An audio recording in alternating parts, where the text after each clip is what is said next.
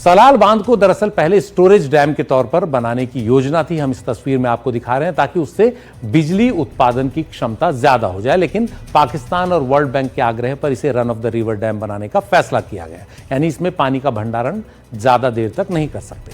पाकिस्तान को ये डर था कि स्टोरेज डैम बना तो भारत किसी झड़प की स्थिति में पूरा पानी छोड़कर पाकिस्तान में बाढ़ ला सकता है, या फिर जब नदियों में पानी कम हो तो पाकिस्तान का पानी रोक सकता है। सलाल डैम को पहले अंडर स्लूस गेट बनाने के लिए डिजाइन किया गया था। ये हम एक तरह से एक तस्वीर दिखा रहे हैं जो रिप्रेजेंटेटिव तस्वीर है। ये इसके लिए डिजाइन किया गया था कि इसमें स्लूस गेट बनेंगे ताकि गाद इसमें से बाहर निकल जाए।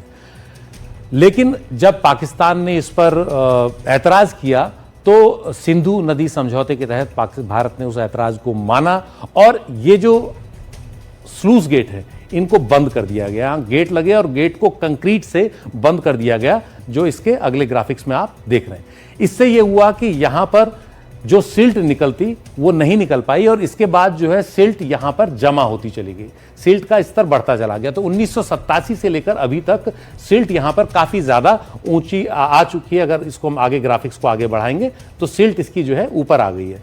सिल्ट बढ़ने के कारण यह हुआ है कि जो डेड स्टोरेज है ये काफी ज्यादा बढ़ गया है। ये जो सिल्ट है इसको डेड स्टोरेज बोलते हैं, इसको लाइव स्टोरेज बोलते हैं, जो पानी है।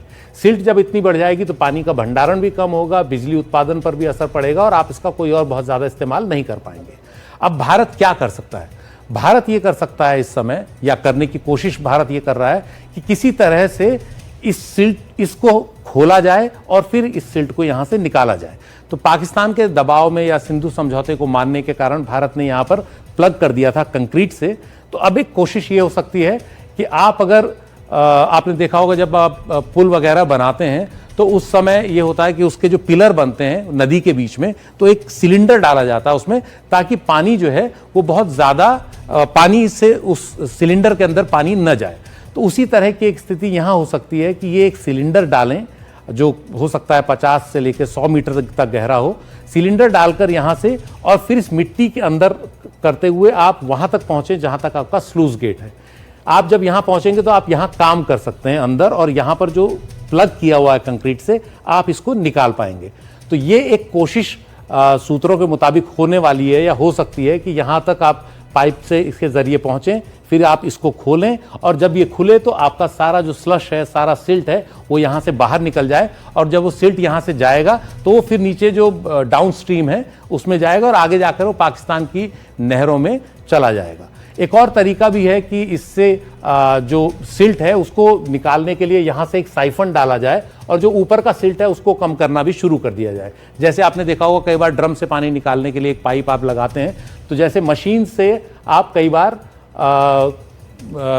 पानी निकालते हैं, अगर कहीं पानी भर जाता है तो उसी तरह से यहाँ जो मिट्टी है इसको एक तरह से स्लरी बना करके और फिर आप उसको यहाँ से इधर निकाल सकते हैं। तो ये भी एक कोशिश चल रही है, लेकिन ये कोशिश कितनी कामयाब होगी, कितनी लंबी चलेगी, ये अभी नहीं कहा जा सकता। लेकिन ये एक तरीका हो सकता है जिससे कि आप अपना सारा सिल्ट निकाल दें और फिर आपकी जो लाइव स्टोरेज है डैम की वो काफ़ी बढ़ जाए। तो सलाल पर भारत की ये एक रणनीति हो सकती है और ये फिर पाकिस्तान के लिए काफ़ी सिरदर्द की बात हो जाएगी।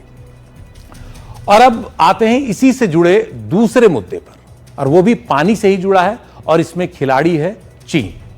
आतंकवाद के मुद्दे पर भारत अब नदियों को लेकर पाकिस्तान को जो सबक सिखाने जा रहा है उसे देखते हुए पाकिस्तान का दोस्त चीन भारत को आंखें दिखाता लग रहा है।